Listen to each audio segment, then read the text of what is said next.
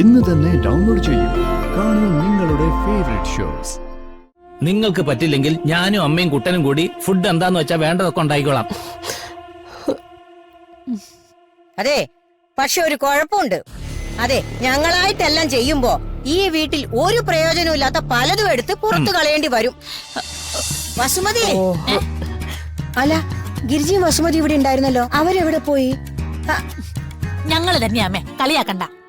ഞങ്ങളൊന്ന് ഫേഷ്യൽ ഇടുക, അമ്മയ്ക്കാണോ? അയ്യോ, എനിക്കൊന്നും വേണ്ടേ, എല്ലാം നിങ്ങൾ തന്നെ അങ്ങ് തേച്ചാ മതി. ആ മുഖം വെളുപ്പിക്കുന്നത് പോലെ മനസ്സ് വെളുപ്പിക്കുന്ന എന്തെങ്കിലും സാധനം ഉണ്ടെങ്കിൽ നിങ്ങൾ രണ്ടുപേരും അങ്ങ് തേക്ക്. അതിന് എത്ര രൂപ വേണമെങ്കിൽ ഞാൻ തരാം. നിങ്ങൾ രണ്ടുപേരും ഇങ്ങനെ ഇരുന്നാൽ എങ്ങനെയാ? ഇന്ന് ദുർഗമോള് വിരുന്നിന് വരുന്ന ദിവസമല്ലേ, അതിന് വിഭവങ്ങളൊക്കെ റെഡിയാക്കണ്ടേ? ആ കാര്യം സംസാരിക്കാനാ ഞാൻ ഇങ്ങോട്ട് വന്നത്. അപ്പൊ ഇത് രണ്ടും ചേർന്ന് മുഖം മിനുക്കുന്നു. ദുർഗ വരുന്നതിന് ഇപ്പൊ സ്പെഷ്യൽ സദ്യയൊന്നും വേണ്ട, ഇവിടെ ഉള്ളതൊക്കെ എടുത്ത് കഴിച്ചോളൂ. അതെ, പിന്നെ അവള് കെട്ടിയിരിക്കുന്നത് ഒരു ദരിദ്രവാസിയല്ലേ, ഓ, അപ്പൊ വലിയ സ്വീകരണം ഒന്നും വേണ്ട. സ്വീകരണം വേണോ വേണ്ടോ എന്ന് തീരുമാനിക്കുന്നത് ഞാനാ, അല്ലാതെ നിങ്ങളല്ല. പിന്നെ ഒരു കാര്യം രണ്ടുപേരും ഓർത്തോ,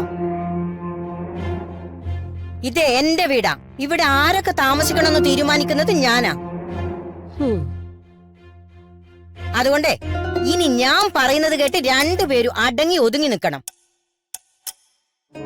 അല്ലെങ്കിൽ ചിലപ്പോ എനിക്ക് ചില തീരുമാനങ്ങൾ എടുക്കേണ്ടി വരും. അതിനിപ്പോ ഞങ്ങൾ എന്ത് വേണമെന്ന് അമ്മ പറയുന്നേ? ദുർഗമോൾക്കും കിരണിനും കൊടുക്കാനുള്ള എല്ലാ ഭക്ഷണവും നിങ്ങൾ തന്നെ ഉണ്ടാക്കണം. ഞങ്ങളോ? അതെ, എന്തെങ്കിലും ബുദ്ധിമുട്ടുണ്ടെങ്കിൽ ഇപ്പൊ പറയണം. അതെ, നിങ്ങൾക്ക് പറ്റില്ലെങ്കിൽ ഞാനും അമ്മയും കുട്ടനും കൂടി ഫുഡ് എന്താന്ന് വെച്ചാൽ വേണ്ടതൊക്കെ ഉണ്ടായിക്കോളാം. അതെ, പക്ഷെ ഒരു കുഴപ്പമുണ്ട്. അതെ, ഞങ്ങളായിട്ടെല്ലാം ചെയ്യുമ്പോ ഈ വീട്ടിൽ ഒരു പ്രയോജനവും ഇല്ലാത്ത പലതും എടുത്ത് പുറത്തു കളയേണ്ടി വരും.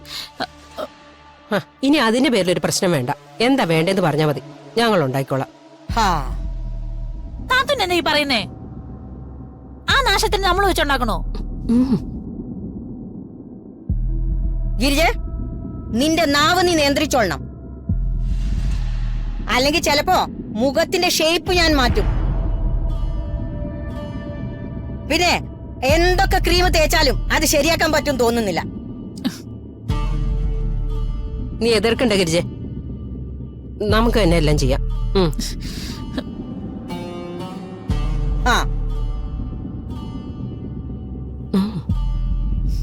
ശരി, താത്തു പറഞ്ഞോണ്ട് ഞാൻ സമ്മതിക്കുന്നു. എങ്കിൽ വേണ്ട സാധനങ്ങളൊക്കെ കുട്ടനോടോ അഭിയോടോ പറഞ്ഞാ മതി, അവര് വാങ്ങിച്ചോണ്ട് വരും.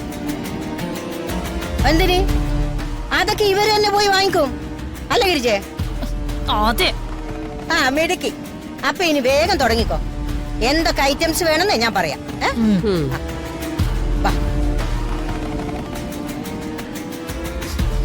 താത്തുൻ എന്തിനാ നമ്മൾ എന്നെ ഉണ്ടാക്കാന്ന് പറഞ്ഞത്?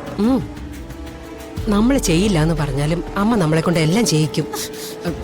ഇതിപ്പോ വേറൊരു കാര്യം കൂടി ഉണ്ട്. എന്ത് കാര്യം?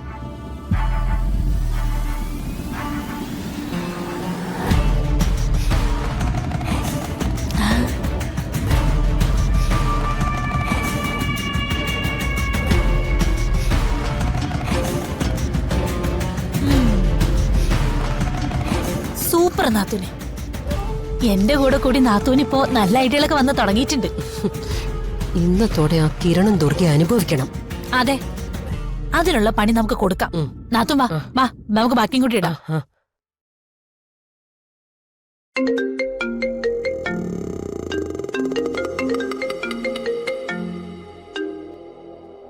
ഹലോ, ഇന്നലെ നിന്റെ വീട്ടിൽ കയറിയ ആളെ ഇടിച്ചിഞ്ചപ്പരുവാക്കിയല്ലോ.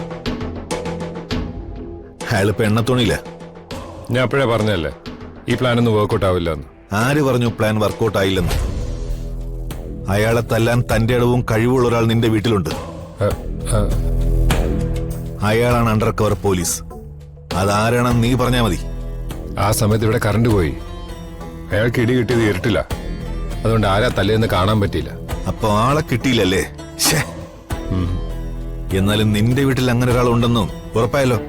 ഇനി നമുക്ക് കണ്ടുപിടിക്കാം. അതെ, ഓക്കെ, ഇനി അതിനു വേണ്ടിയുള്ള ശ്രമങ്ങൾ തുടങ്ങിക്കോ. ശരി.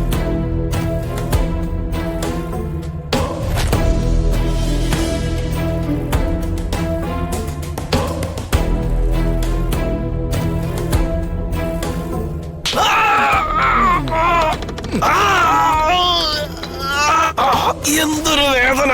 ഒന്ന് പതുക്കെ ചവിട്ടണ്ട ആശാനെ. മനുഷ്യ ശരീരത്തിലെ ഓരോ അവയവങ്ങളും നല്ല കൃത്യമായിട്ട് അറിയാവുന്ന ആരുമാണ് നിങ്ങളെ ഈ അവസ്ഥയിലാക്കിയിരിക്കുന്നത്. ആണോ? ഓ ഓ ഓ ഓ ഓ. ഇതൊക്കെ മർമ്മമാണോ ആശാനെ? അവിടെ നിന്ന് തൊടാടാ. നരമ്പൊക്കെ കെട്ടിപ്പണഞ്ഞ് കിടക്കുക. അതൊക്കെ തിരുമി തിരുമി അഴിക്കണം. നല്ല ട്രെയിനിങ് കിട്ടിയ ഏതോ പോലീസുകാരുടെ ഇടിപോലെ ഉണ്ട് കേട്ടാ. അവൾ ആരാണെന്നൊക്കെ എനിക്കറിയാം.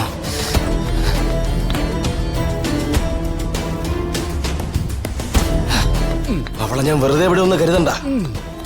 ഇതിനൊക്കെ ഞാൻ എണ്ണി എണ്ണി പകരം ചോദിക്കും. അപ്പൊ ഒരു പെണ്ണാണോ എന്നെ ഇങ്ങനെ ആക്കിയത്? ചിലക്കാതറാ. അതെ, ഒരു പെണ്ണ് തന്നെ എങ്ങനെ ആക്കിയത്. അവളുടെ ഓരോ ഇടിക്കും ഒടുക്കത്തെ വെയിറ്റ് ആയിരുന്നു. ബോക്സിംഗ് റിംഗിൽ പോലും എനിക്ക് ഇങ്ങനെ ഇടിയിട്ടിട്ടില്ല. അയ്യോ, ഒന്ന് പതുക്കെ തിരുമാശാനെ. നിങ്ങൾക്ക് എന്റെ അടുത്ത് വൈരാഗ്യം വല്ലതുകൊണ്ടാ? അവളെ ഞാൻ ആർക്കും വിട്ടുകൊടുക്കില്ല. അവളെ ഞാൻ തന്നെ തീർക്കും. ആശാനെ ഒന്ന് പതുക്കെ.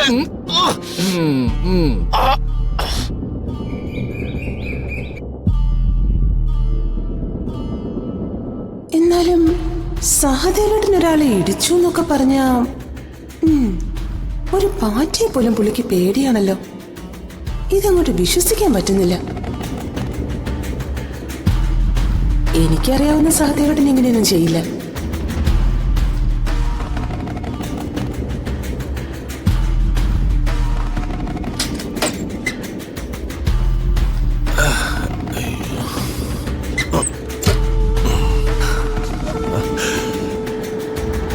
നീ എന്തുവാ നീരജ് ആലോചിച്ചോണ്ടിരിക്കുന്നത്? ഞാൻ ആ കള്ളം കയറിയ കാര്യം ആലോചിക്കുകയായിരുന്നു. അതിനിപ്പോ ഇത്ര എന്തോ ആലോചിക്കാതിരിക്കുന്നത്? ഈ അടുത്തല്ലേടി ഇവിടെ 2 കല്യാണം കഴിഞ്ഞ് 2 പെണ്ണുങ്ങൾ ഇവിടെ വന്ന് കേറിയേ. പോരാത്തതിന് നീയും ചന്ദ്രേച്ചിയും പൂർണിമയും നള്ളിൻ ചേച്ചി ഇവിടെ ഉണ്ട് താൻ. സ്വർണത്തിനെ ഇത്രയും വില കൂടി നിൽക്കുന്ന സ്ഥിതിക്ക് ഇങ്ങോട്ട് നോക്കിയേ. ഇവിടുന്ന് എന്തെങ്കിലും തനിക്ക് കിട്ടാതിരിക്കത്തില്ലെന്ന് കള്ളൻ അറിയാം. അതൊന്നുമല്ല ഞാൻ ആലോചിച്ചത്. പിന്നെന്തുവാ? ആ ദുർഗ പറഞ്ഞില്ലേ നിങ്ങൾ കള്ളനെ ഇടിച്ചിട്ട് താഴോട്ട് എറിഞ്ഞൂന്ന്. അയ്യോ, ആ കാര്യമാ ഞാൻ ആലോചിക്കുന്നത്. അതൊക്കെ ഞാൻ ചെയ്ത കാര്യമല്ലേടി. ദുർഗ കണ്ടില്ലയോ? അതല്ലേ അവൾ അങ്ങനെ പറഞ്ഞേ. ആ സമയത്ത് കറണ്ട് ഇല്ലായിരുന്നു. പിന്നെങ്ങനെയാ അവളതൊക്കെ കാണുന്നത്?